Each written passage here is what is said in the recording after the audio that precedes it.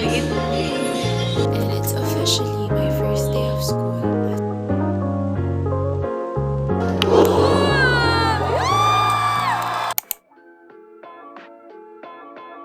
Sobrang pagmamadali ko, nakalimutan ko yung glasses ko. Hindi ko man tinignan. Hindi nga ako nag-picture ng ano. So fun.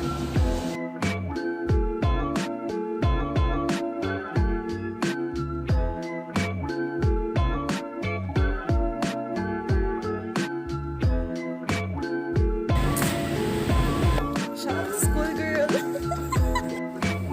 I'm proud of you, te. Finally, sa dream school ka na. Proud bestie here.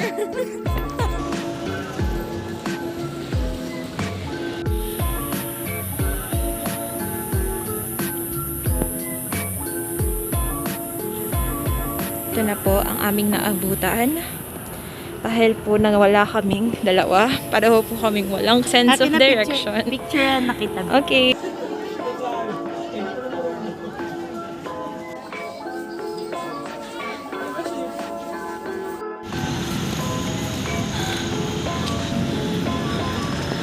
Pawis na ako.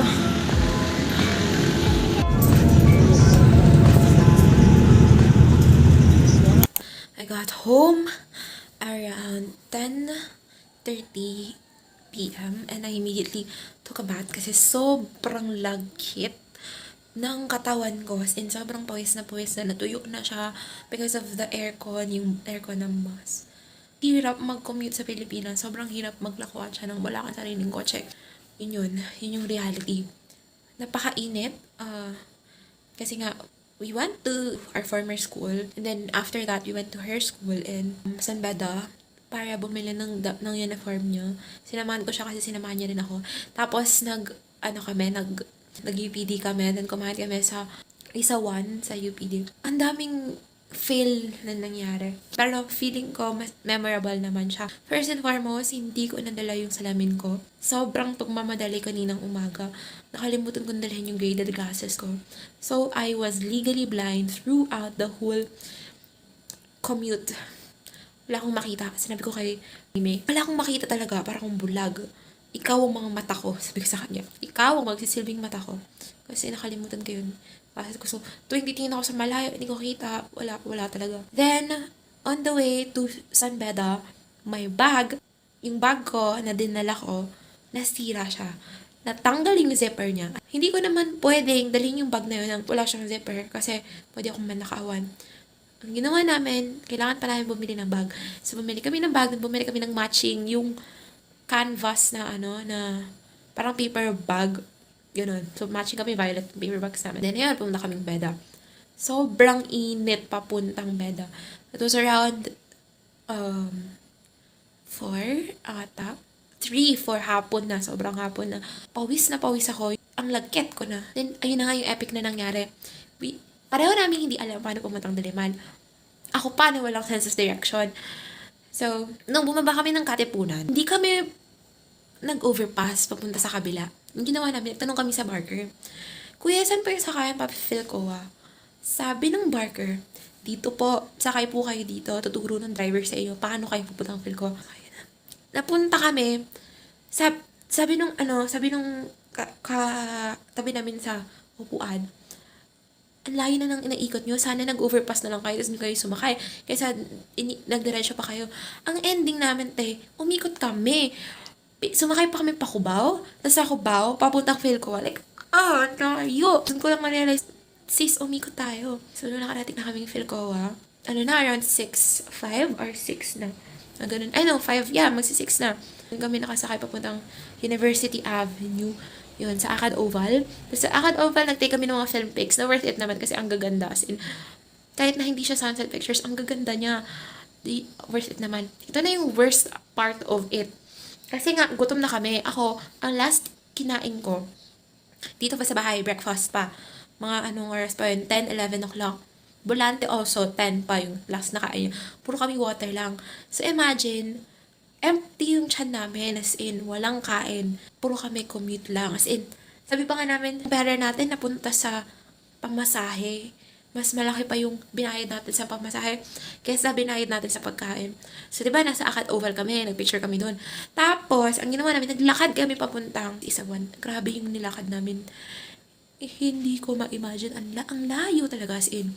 As in, parang more than 10,000 steps yung na ano ko today. Puro lakad. As in, daming students doon na kumakain din. And after that, ito na pauwi na kami. Gosh, nagtanong kami sa mga guard dun sa diniretso namin. Nagtanong kami kay Kuya Guard, saan po yung sakayan pa MRT or LRT kasi pwede naman sakayan doon.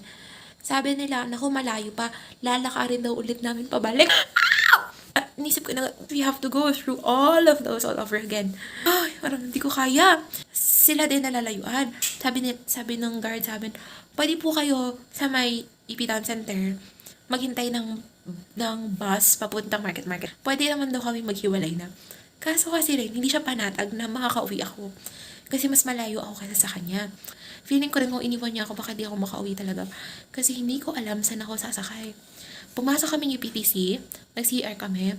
Then paglabas namin, tinanong namin yung guard saan yung sakayan.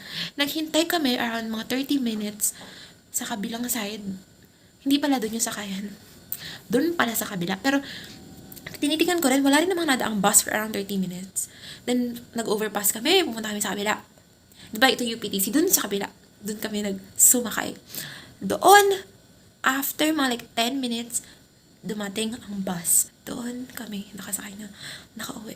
And sobrang thankful lang ako kay Sisi Kerr. Talagang inatid niya ako patagig. Kasi alam niyang hindi ako makaka-uwi kapag wala akong kasama. Kahit sobrang ang daldal niya talaga. Pagod na ako. As in, nakatulala na lang akong gano'n. Kasi ang sakit na ng pa ako. Lakad kami ng lakad. Siya, ang daldal pa rin niya. Nakas ang energy niya. Mas medyo nakaka-annoyed na ako. Sabi niya, wait pagod ka na. Ako rin Uwi na ako and it was a nice day. And sana lang makuha ko na yung Form 137 ko within this week. And everything will go according to my plan. This is the first time in 2 years na pupunta akong UPD. The last time I was there, 2019 pa, when I applied application for UPCAT. And pupunta ako ngayon kasi after 2 years, freshie na naman ako. It's already 7:30 ata. Maybe 7:45. And nakahatid ako ni Papa kahit coding yung sasakyan. Kasi nag-aalangan sila na payagan ako mag-commute. Kasi tanga-tanga ako. I don't have any sense of direction.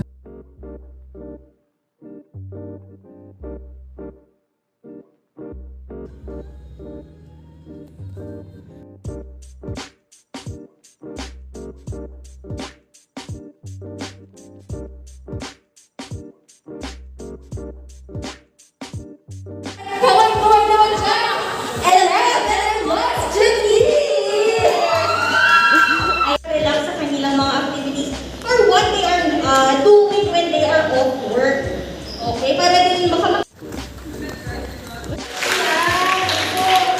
wouldn't have been possible without you guys. So, kung makikita nyo, maganda yung design niya.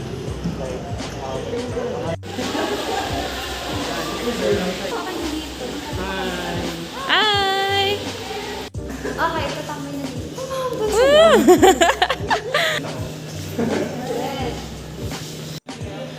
Mukhang maliit.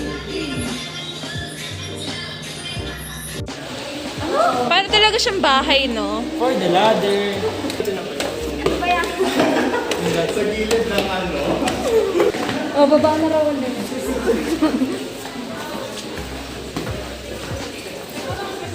Uy, gulat na ako.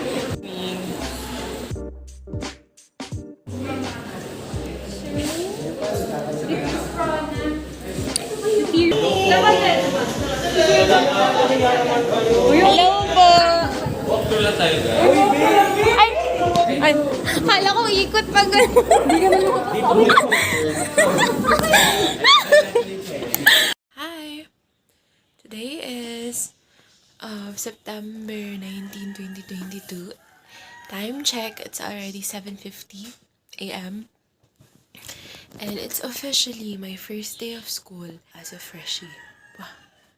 I am 2 weeks late. Ngayon pa lang yung first day ko kasi nga late ako nakapag-enlist and nakapag-transfer because of my credentials na on hold due to matters I don't wanna discuss anymore. At ang ingay ng manok ng kapitbahay namin. I woke up really early. I only had 2 hours of sleep because I'm still adjusting with the morning class that I have. And this is the first time ever in 4 semesters that I have a Monday class. After eating breakfast, I'll attend my 2-hour class from 9 a.m. to 11 p.m.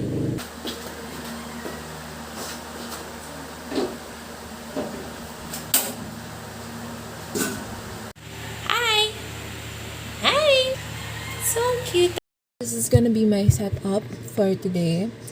And I'm gonna use my phone for today's class because the audio of my laptop isn't working. Kahit na anong connect ko sa earphones, ayaw niyang i-acknowledge ng laptop ko na may earphones. So, hindi ko pwedeng gamitin yung laptop ko. It's gonna be here on my side while I listen to the lecture on my phone. So, I won't be able to video anything. Ayun yung mga kaibigan ko dito sa group chat. Ang sarap sabihin na may mga kaibigan na ako, no? Ang ingay. I got through it. And after the class, I was in Zoom for 3 hours. Good job, Denise. You got through your first class in UPD. Na-report ako late ngayon. Aga naman sa Zoom, 10 minutes early kami kasi may report ko. Kaya natin to.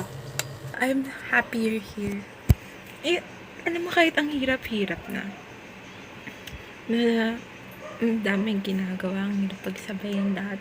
Alam mo yun, iba talaga kapag mayroon kang mga taong kasama. Tatawa ka na lang bigla sa mga pinagsasabi nila.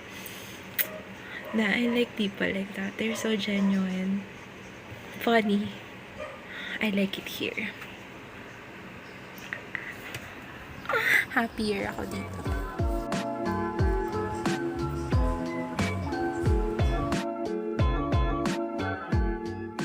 I'm done with my only class today, pero ang dami kong readings, kaya yung ginawa ko today.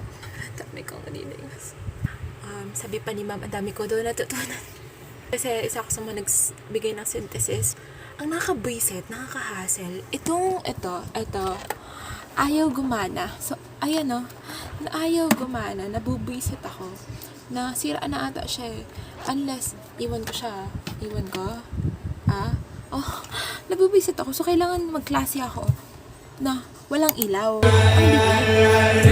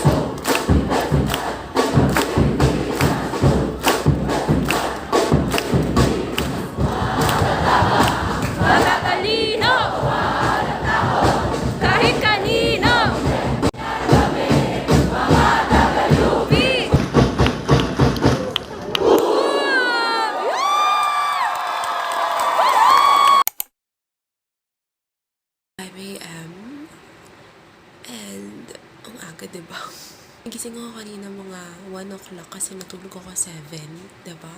Wow! Kasi hindi na ulit ako natulog kasi natatakot akong mag-oversleep. Kasi pupunta akong Diliman today. I have an F to F class. Actually, it's not a class eh. It's a Christmas party sa isang course. Bago kami magkaroon ng final exam sa Friday. So, 2 times akong pupunta sa Diliman this week. The last time I went there was last week. And it wasn't really commuting wasn't really a good experience for me. Okay naman ako. I had fever and flu na na-trigger yung hika ko last days ago. So, that's the reason why I'm not really feeling well. Pero humupa na yung fever and yung hika, nag-nebulizer na.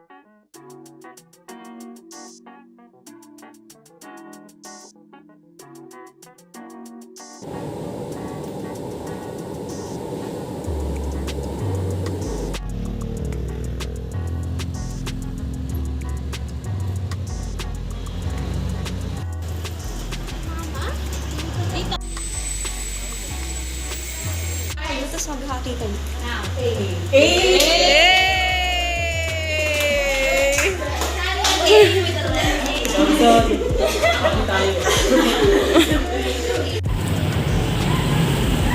Paano ako uuwi?